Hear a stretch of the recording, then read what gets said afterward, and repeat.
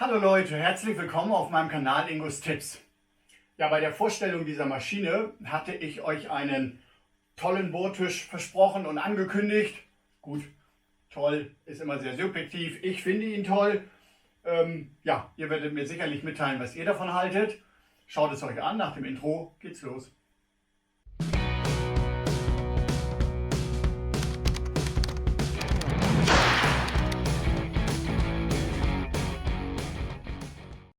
Ich habe mir da schon ein super Brett ausgesucht. Das war wieder so ein Reststück aus dem Baumarkt. Ich lege das mal hier drauf. Das passt eigentlich schon ganz gut. Ich glaube von der Tiefe her, ich messe das mal eben, hat das 35. Das ist für mich okay. Es ist für mich noch ein bisschen breit. Ich glaube, in meinem Fall werde ich auf 65 gehen. Und ja, das sehen wir jetzt erstmal kürzer. Und dann möchte ich noch erwähnen, den ersten Bohrtisch habe ich ja nachgebaut, nach einem großen bekannten Bastelkanal. Und der hat mir auch gute Dienste geleistet, aber da gab es viele Sachen, die mich dann im Nachhinein gestört haben. Dinge, die man natürlich erst erkennt, wenn man das Ding hat. Und diese Nachteile will ich bei diesem hier ausmerzen. Der wird also etwas komplizierter und deswegen auch etwas besser. Lasst euch überraschen. Ich gehe da im Laufe des Videos auf die verschiedensten Dinge dann ein.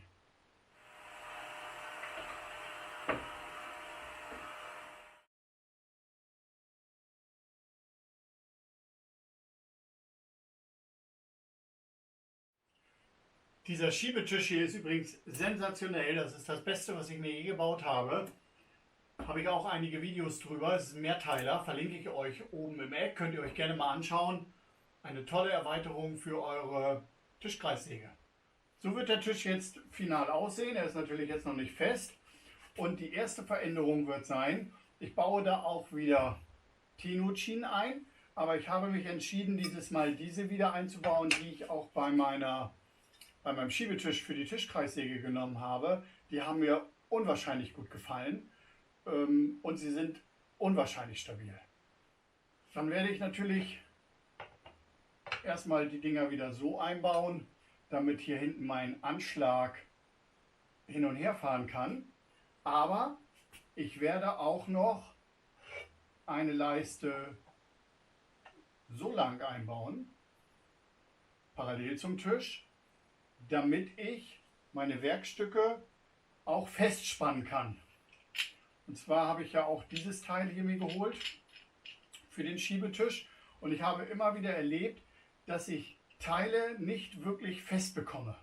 Und wenn ihr dann zum Beispiel mit dem Kreisschneider arbeiten würdet, der ist dann hier drin, der hat eine relativ ausladende Fläche.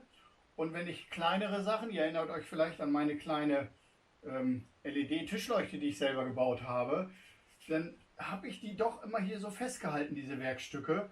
Weil wenn der Tisch größer ist, kann man sie natürlich auch nicht mit einer Leimzwinge festmachen. Und das war mir doch immer relativ gefährlich und es hat auch nicht immer geklappt, das festzuhalten.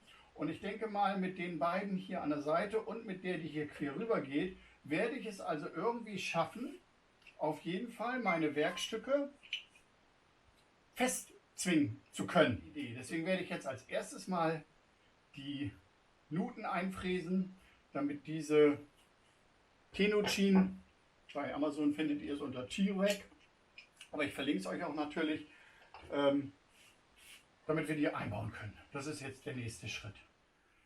So, ich werde das in 2 Schritten machen. Naja, in mehreren. Ich muss ja erstmal mehrere haben für die Breite, aber auch die Tiefe. Die Tiefe von dem Ding ist 12,7. Das heißt, ich fange jetzt mal mit 7 mm an. Falls euch der Fräslift interessiert, findet ihr auch in meinen Videos. So, 7 mm.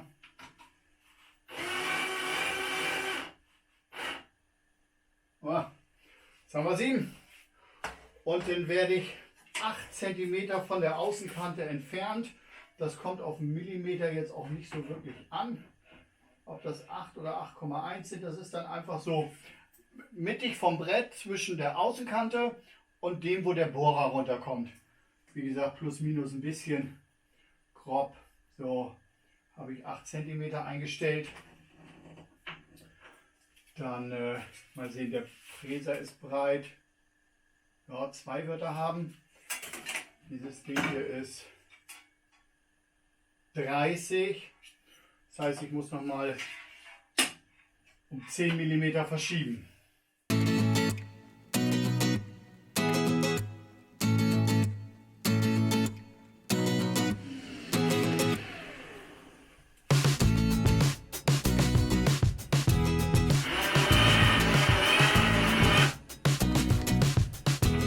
So, guck mal.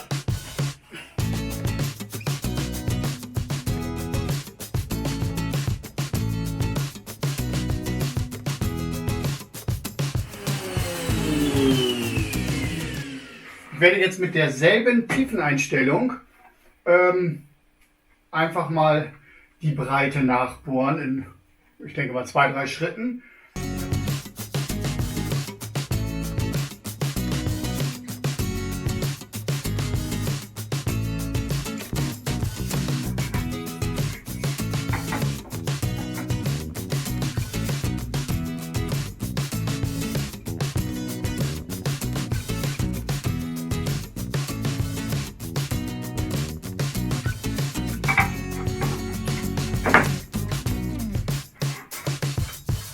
Ich habe gesehen, ich habe mich zum Schluss wirklich rangerobbt in kleinsten Schritten, aber der Erfolg ist, es passt jetzt wirklich haargenau. Kein Spiel, geht nicht zu schwer, aber es geht rein. Nachdem es bei dieser Kante ja gar nicht ganz so sehr drauf ankommt, an welcher Stelle die sitzt, wird es jetzt bei diesen beiden schon etwas schwieriger. Da müssen wir schon etwas mehr Augenmerk drauf legen. Und zwar muss ich diese hier ja alle spitzen. Hier, ich muss also 2x45 Grad Schnitte machen, das mache ich gleich. Und dann werde ich das ganze Stück in die Mitte nehmen hier und werde dann quasi außen die anderen ranstückeln zum Schnittpunkt. Und dadurch, dass mir diese Länge jetzt vorgegeben ist mit 40 cm, habe ich dann bei meiner 65er Plattenbreite natürlich 12,5 cm auf jeder Seite. Und 12,5 cm würden dann in dem Augenblick ja auch den Mittelpunkt der querliegenden. Das heißt, ich muss also von den 12,5 noch 1,5 abziehen für die Mitte. Bedeutet, ich muss jetzt einen Schlitz ziehen, jeweils 11 cm von außen. Aber werde ich mit derselben Einstellung beide Seiten machen, um auch sicherzustellen, dass sie von den Außenkanten gleich weit entfernt ist.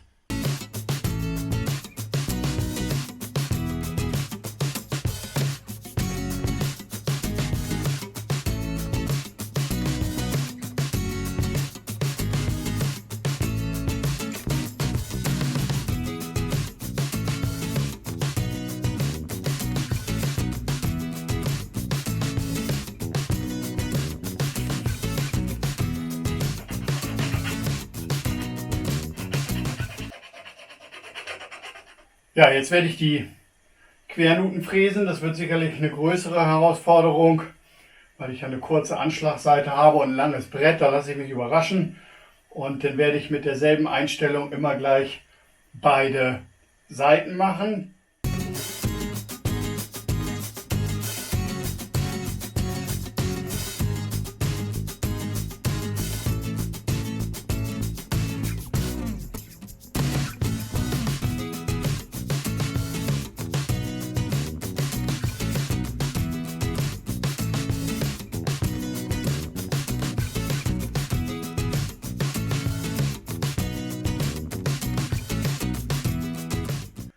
So, ich habe jetzt bewusst tiefer drin angefangen.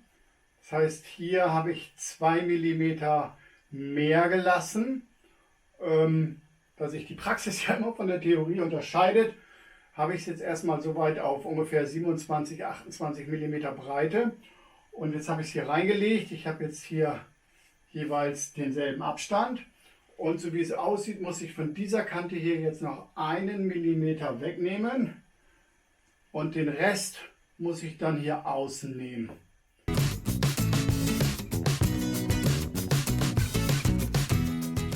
Das Brett ist jetzt fertig und ich muss gestehen, ich bin wirklich ein bisschen stolz auf mich. Also so gut hätte ich mir nicht vorgestellt, das ist ja perfekt geworden. Danke an YouTube, also zu Anfang meiner Bastelzeit hätte ich das noch nicht hinbekommen, aber es ist dieses Zusammenspiel mit YouTube, gucken, selber Videos machen, Feedback von den Nutzern bekommen. Es ist wirklich toll und ja, letztendlich mit diesem Frästisch gebaut. Wunderbar. Ich habe jetzt auch schon alle einmal angeschrägt. Passt jetzt hier hervorragend rein. Und ihr seht, so soll es mal werden. So, die nächste Veränderung zu meinem bisherigen Bohrtisch wird das Opferbrett sein. Das bisherige Opferbrett war bei mir 10×10. Das werde ich jetzt ändern in 10×20. Und dann bin ich beim letzten Mal dazu übergegangen, man neigt da irgendwie zu. Ich habe das Opferbrett genau mittig gemacht zu dem Bohrer. Das heißt also, wenn die Bohrspitze, können wir ganz einfach machen, wir haben einen Laser. So, jetzt wäre die Bohrspitze hier quasi direkt in der Mitte und genau so habe ich dann auch das Opferbrett angebracht. Das werde ich dieses Mal nicht tun. Dieses Mal wird das Opferbrett verschoben, dass ich quasi im unteren Teil, und wenn ich es dann hier verstelle, dann habe ich ja ein paar Möglichkeiten und dann kann ich das Opferbrett einfach so rumdrehen, dann sind hier die ganzen Bohrungen und ich kann es hier nochmal weiter benutzen. Wenn das in der Mitte ist, dann habt ihr mit einmal benutzen, natürlich könnt ihr es noch einmal drehen, okay, aber trotzdem habt ihr dann die Löcher alle in der Mitte und wenn ich das jetzt etwas versetze, dann habe ich die Löcher auf der einen Seite, kann es dann einmal drehen und habe die Löcher auf der anderen Seite. Kann ich es also eigentlich doppelt so lange benutzen. Ja, das ist die nächste Veränderung zu meinem bisherigen Bohrtisch. Ich habe mir die Punkte jetzt angekörnt. Ich habe hier jetzt 4 Punkte, die ich mit einem 20er Forstner Bohrer absenken werde.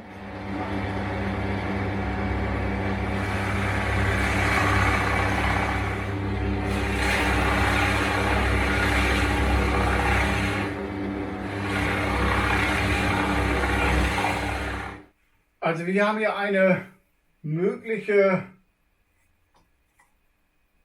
Bretttiefe von 15, etwas über 15 cm. Aber leider reicht das jetzt auch nicht, um das zweite Loch an dieser Stelle zu bohren, weil von dieser Seite ist es 18 entfernt und von dieser Seite ist es 16,5. Da fehlt mir also ein Zentimeter, dann muss ich da doch von Hand ran. Also ich kann jetzt nicht sagen, dass sie schlechter geworden sind. Hätte ich gar nichts gesagt, hättet ihr den Unterschied gar nicht gemerkt. Okay, Löcher sind drin zur Entnahme des Opferbretts.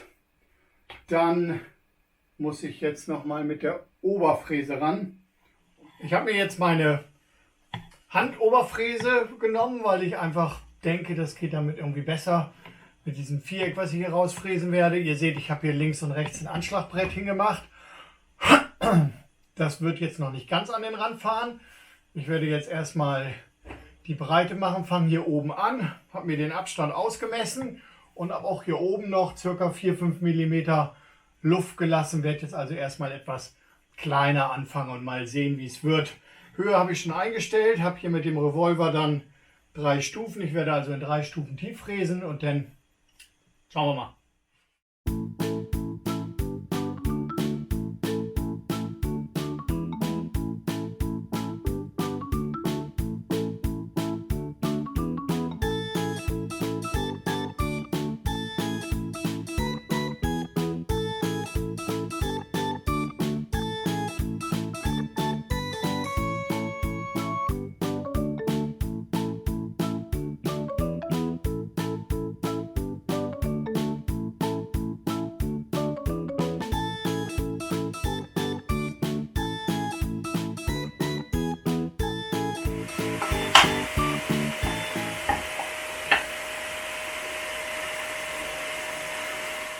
Der Ausschnitt ist jetzt fertig und das Brett passt perfekt rein. Besser und von der Höhe her besser als bei meinem alten Bohrtisch. Ich denke mal, das liegt an meiner Bosch Oberfräse, die ich damals noch nicht hatte. Das lässt sich wirklich super einstellen. Ich habe einen kleinen minimalistischen Schönheitsfehler. Hier ist eine kleine Rundung zu viel. Beim Kantenfräsen ist mir hier der Fräser etwas zu weit gerutscht, aber ich denke mal, hätte ich es nicht gesagt, hätte man es gar nicht gesehen. Jetzt kommen wir zu der nächsten Verbesserung, die ich mir vorgestellt habe. Und zwar hatte ich den alten Bohrtisch, habe ich mir hier unten ja solch eine U gebaut. Das heißt eine Holzleiste, die hier runterging, die genauso dick war und wie ein L hier unten runterging. Das heißt, den alten Bohrtisch habe ich immer raufgeschoben. Dadurch habe ich natürlich auch verhindert, dass er hochkommt oder kippt. Der Nachteil war, wenn ich den jetzt nicht ganz rangeschoben hatte und ich habe mir hier, und ich habe das nicht gesehen und ich habe mir mein Maß hier hinten eingestellt und war gerade fertig und irgendwann, ja, dann konnte ich wieder von neuem anfangen oder während des Sägens bin ich irgendwie nach vorne gekommen, wie auch immer. Und dieses Mal möchte ich den Bohrtisch fest haben. Ich möchte ihn so fest haben, dass er weder nach links, nach rechts, nach vorne und nach hinten kann. Und da habe ich mir Folgendes überlegt. Hier gibt es ja diese 4 Schlitze und ich habe mir für diese 4 Schlitze hier kleine Holzstücke, einfach Sperrholz, denke ich mal 5 mm dick, zurecht gefeilt. Und die sind alle ein bisschen unterschiedlich, weil die hier kleine Reste haben vom Gießen, wie auch immer. Und deswegen habe ich mir hier kleine Holzteile gemacht, die dann auch, habe sie auch beschriftet, wo dann jeder jeweils in das jeweilige Loch reinpasst. Und die werde ich von unten erst einmal kleben und dann mit 2 Schräubchen befestigen. Ich habe meinen Tisch jetzt ausgerichtet auf dem Brett und werde diese Teile jetzt erstmal prophylaktisch mit Kleber fixieren, damit ich den Tisch dann abnehmen kann, um die Dinger zu schrauben.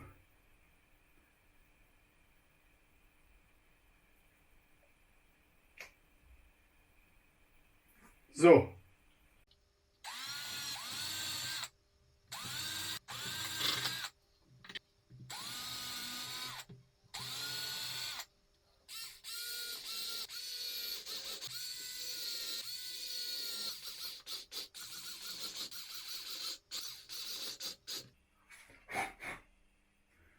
Ihr habt gesehen, ich habe es festgeschraubt. So schaut es aus. Und was soll ich sagen? Es passt super und es hält. Einige von euch werden jetzt bemerken, es kippelt natürlich. Ja, das ist mir auch schon aufgefallen. Im Grunde genommen wusste ich das schon vorher. Und ich habe lange überlegt und ich wollte einen Verschluss haben oder eine Möglichkeit, es zu arretieren, die unten nicht aufträgt, die nicht kompliziert ist und die super schnell ist. Und mir ist was eingefallen. Und ich habe mir 2 Magneten bestellt, 35 mm Durchmesser auf eBay, Link ist in der Anzeige, heißen die stärksten Magnete der Welt. Vorhin sind die schon zusammengeklappt, da habe ich mir so dermaßen den Finger geklemmt, das ist der absolute Wahnsinn. Uiuiui. Da habt ihr so keine Chance, ich kann das nur zur Seite abziehen. Uah! Ja, das ist die Idee. Magnete, 2 Stück habe ich davon. Ich werde jetzt 2 35er Löcher einlassen und werde sie mit 2 Komponentenkleber verleihen. Die Dinger liegen in 1 Meter Sicherheitsabstand zueinander. Die haben wir mit 2 Mann nur wieder auseinandergekriegt. Die Dinger sind der Wahnsinn, hätte ich niemals gedacht. Ja, machen wir mal 2 Löcher dafür.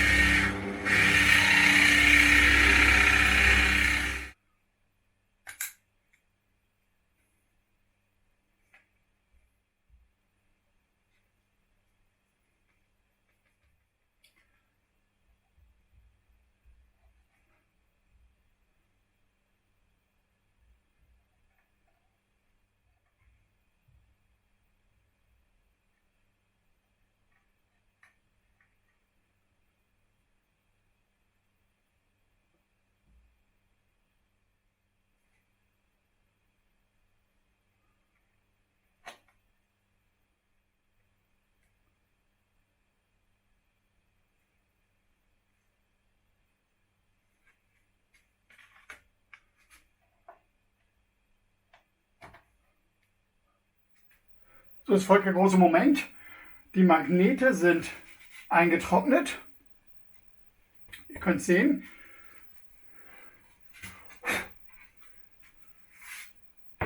Wow, das hält ja schon ohne, dass es einrastet. Wow.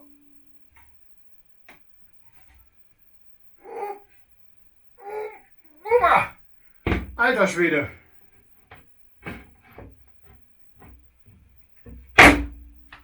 Hammer. Das hätte ich nicht erwartet. Hammerfest.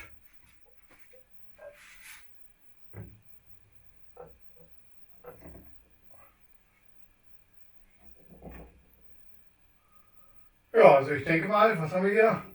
8 Kilo mal eben auf der Außenkante. Das habe ich, glaube ich, sonst nicht auf einer Seite. Jetzt kann es weitergehen. Der nächste Punkt, der mich kolossal gestört hat, ist der, dass es Momente gibt, dass man da durchbohren muss. Deswegen hat sich auch der Tischbohrmaschinenhersteller da was bei gedacht, da unten ein Loch drin zu lassen. Und einfallen tut mir jetzt als erstes ad hoc zum Beispiel dieser Kreisschneider. Also diese lange Bohrspitze, die geht immer durch. Und das war immer eine Herausforderung. Ich musste immer etwas dazwischenlegen bei meiner alten. Hat mich total gestört. Dann hatte die ja sowieso so wenig Hub. Das war also total kontraproduktiv. Und deswegen werde ich jetzt ganz bewusst, deswegen habe ich auch 2 Opferbretter. Ihr seht es hier schon. Das eine ist das wirkliche Opferbrett. Und das hier ist ein Pseudo-Opferbrett. Ich werde jetzt nämlich beides durchbohren. Und das wird dann mein Brett für alle Sachen, wo ich durchbohren muss und ein Loch in der Mitte brauche.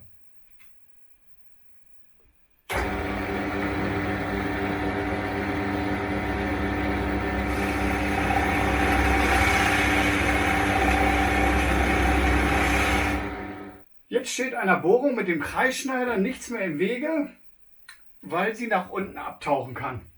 Und für alle anderen normalen Bohrtätigkeiten mache ich das mit meinem normalen Opferbrett ganz normal zu.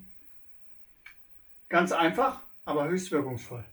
Jetzt kommen wir zum nächsten Upgrade von diesem bislang wunderbaren Bohrtisch. Und zwar, das hier hinten kennt ihr, das ist die Anschlagleiste, die dann verstellbar gemacht wird, wo wir unsere Werkstücke einspannen. Jetzt ist mir bei meinem letzten Folgendes aufgefallen. Wenn ich jetzt eine Leiste hier nehmen will und ich will die Löcher relativ dicht hier hinten dran bohren und ich stelle mir das dementsprechend ein, so, und will dann runterkommen mit meinem Bohrfutter, seht ihr, das Bohrfutter stößt dagegen. Und wenn ich noch dichter dran bohren will, geht es gar nicht mehr runter, weil das Bohrfutter direkt oben drauf knallt. Und das hat mich immer gestört. Natürlich konnte ich mir damit behelfen, dass ich eine kleine Leiste vorlege. Aber jetzt wollte ich das gleich mit dabei haben.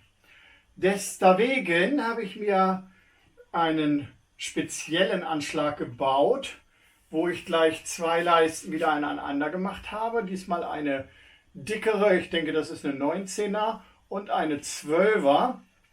Ihr seht, ich habe die hier schon zusammengebaut und hier unten fehlt ein Stück. Und der Trick an dieser Geschichte ist, dass dieses fehlende Stück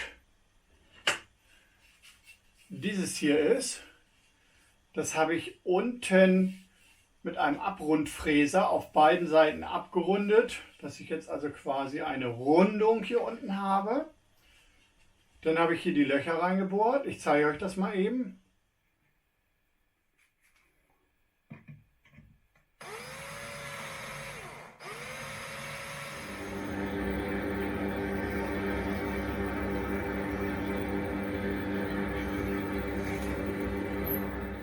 Die Seitenteile dafür habe ich mir auch gebohrt. Und das hier sind diese kleinen, hier geht das schwer raus, das hier sind diese kleinen Möbelstücke von den zumeist Ikea-Möbeln, womit man die Regalbretter an die Seite reinmacht.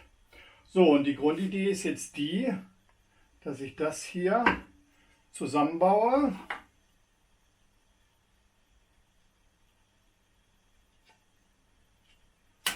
Und hier befestigen werde. Das ist natürlich jetzt nur provisorisch, das muss noch passend gemacht werden. Aber das wird dann mein Anschlag sein, wo ich dann das untere Teil rausklappen kann. Und genau mit dieser rausgeklappten Seite überbrücke ich mir die Dicke meines Bohrfutters. Ich muss gestehen, ich habe zum ersten Mal falsch gesägt. Ich habe mir nämlich ausgerechnet, dass ich 3 cm rauslappen muss, weil das Bohrfutter ist irgendwie 5,5, also 2,5 im Durchmesser. Also dachte ich mir, wenn ich diese Leiste 3 cm rausgucken lasse, dann ist das ja genau richtig. Leider nicht, weil ich nicht berücksichtigt habe, dass hier die anderen 1 cm, 1,2 cm hier oben ja auch noch stehen bleiben und auch überbrückt werden müssen. Das heißt, wenn ich hier nur 2,5 cm 3 rausgucken lasse, dann gucken ja gerade mal 2 über. Also habe ich mir das hier nochmal um 1 cm gekürzt und dieses Brett nochmal 1 cm breiter gesägt. Das ist nämlich jetzt 4 cm. Das heißt, wenn ich es ausgeklappt habe, guckt es etwas über 3 cm raus. Und jetzt habe ich wieder meinen normalen Anschlag. Ich weiß noch nicht, ob der so schön schließt, dass ich mit diesem Anschlag dauerhaft auf dieser Seite sägen kann. Dann lasse ich ihn immer so, bohren natürlich. Oder ich drehe ihn halt einfach um, weil er wird ja in beide Richtungen passen.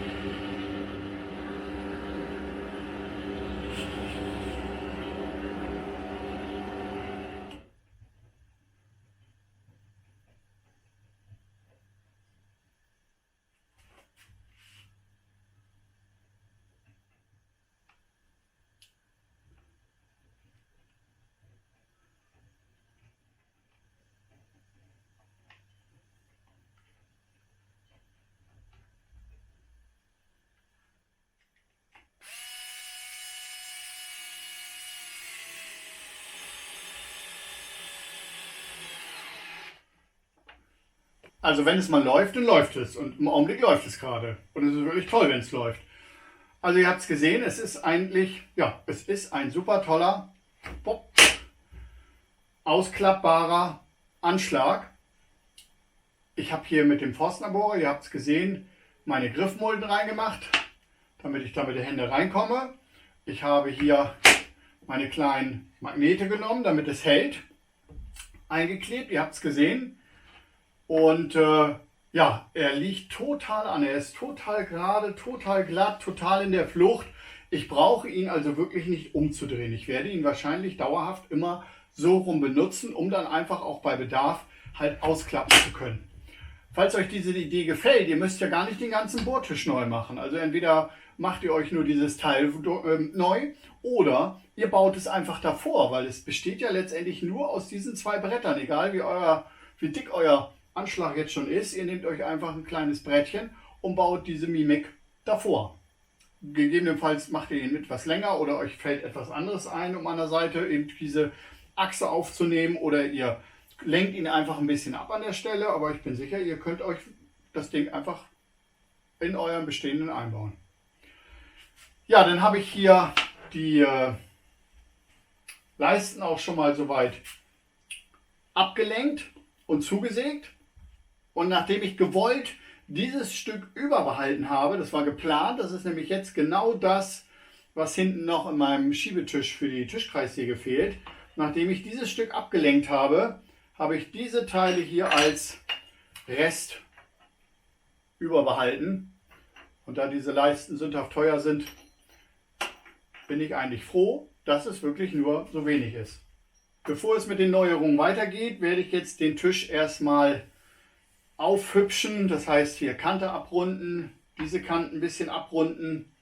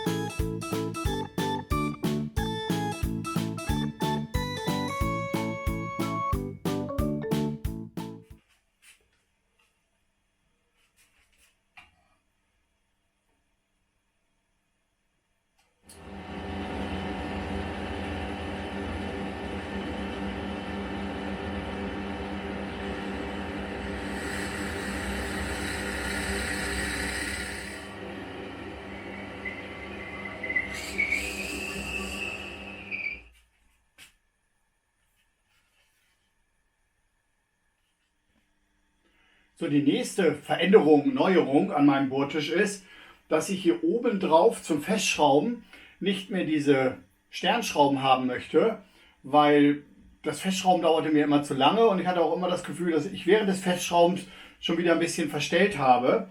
Und da habe ich mir jetzt diese Feststellhebel geholt. Ist ein Zweierpack bei Amazon. Ihr wisst, ihr findet immer alle Links in der Videobeschreibung. Ich muss gestehen, ich war überrascht, weil ich habe mir den kleiner vorgestellt. Das ist ja ein richtiger Oschi. Ich habe den nur laut Bild gekauft. Ich dachte, die sind so wie die an den Fahrradsatteln oder an diesen kleinen Rollern für Kinder. Aber das hier ist ja ein richtiges Monstrum. Ja, da ist dann eben diese Aufnahme für die Gewindestange. Ich habe M8 genommen dabei und diese Auflageplatte. Ja, ganz einfach. Ich habe mir dann die Gewindestange halt zurechtgeschnitten hier auf mein Maß in einer M8er Gewindestange und das ist schon der ganze Zauber. Dann habe ich mir im 10er-Pack bei Amazon diese T-Nut, was auch immer, naja, wisst es, die Dinger, die in diese T-Nut-Schiene reinkommen, halt bestellt. Die passen nicht für meine T-Nut-Schiene und ja.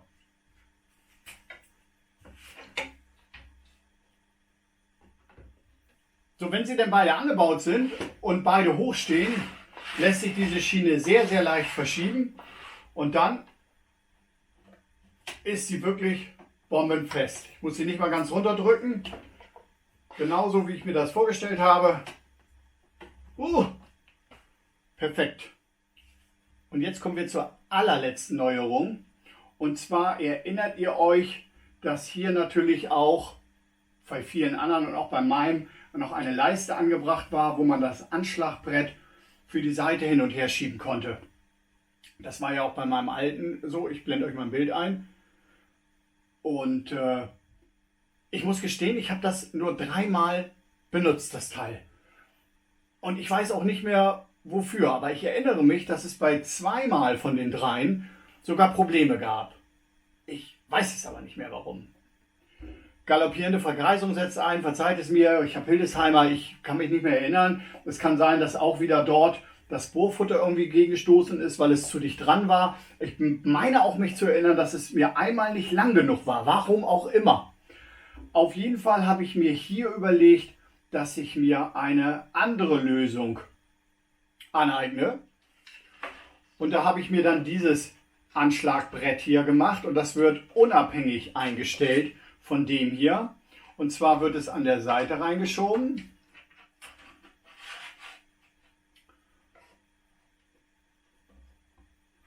Und wird dann hier mit dieser Schraube arretiert. Die Herausforderung war, dass das natürlich alles sehr glatt ist und dass in der ersten Version, gerade dann, wenn es länger wurde, wenn es jetzt also beispielsweise mal so angeschlossen war, dass es hier vorne nicht wirklich fest war. Das konnte ich wie folgt lösen. Ich habe hier diese Gummimatte, die habe ich mir im, weiß ich nicht, Quadratmeter-Pack oder 2 Quadratmeter-Pack gekauft. Dieses Gummiteil, das habe ich auch unter meinen Schiebeklötzen für die Tischkreissäge. Hier, ich zeige es euch mal. Da ist das Ding auch drunter, habe ich gute Erfahrungen mitgemacht. Und jetzt haben wir gleich 2 Effekte. Einmal ist das Rutschhemd und dadurch, dass ich es nur an den Außenkanten gemacht habe, biegt sich das Brett beim Festziehen auch etwas durch und die Befestigungspunkte sind dann genau dort. Ja, ich habe es dann verstellbar gemacht, obwohl das gar nicht wirklich Not tut, weil wenn ich mir tatsächlich etwas bohre, was so tief ist, dann ist es ja sowieso hier, weil sonst könnte ich hier ja nicht bohren, sonst wäre er ja dichter dran. Und deswegen kann ich das natürlich hier individuell einstellen, wie auch immer. Aber es funktioniert sehr gut und lässt sich, wie gesagt, auch bombenfest ziehen. Und damit habe ich jetzt